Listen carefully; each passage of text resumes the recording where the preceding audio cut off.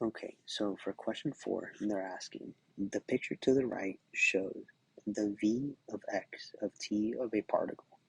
Which graph represents a of x of t? So let's evaluate the graph.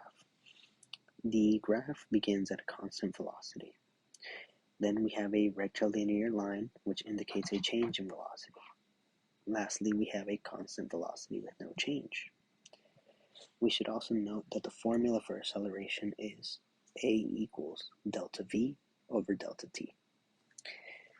Okay, so step 2, let's break down the graph. Let's go ahead and take a look at part 1 of the graph. In part 1 of the graph, using the acceleration, we get the change in velocity. We can see by doing this that our change in velocity is 0 meters per second. We get this by using the formula a delta v over a delta t. Now let's go ahead and look at part 2 of the graph. In part 2 of the graph, we calculate acceleration by picking v2 and v1 and t2 and t1. So we do this and we get 1 meter per second.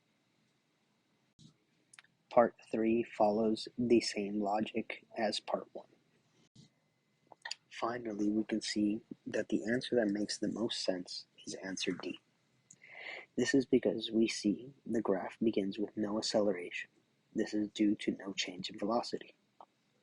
In the middle, there is a constant acceleration. You can see this in graph D. And for the final part, it's the same as the first part.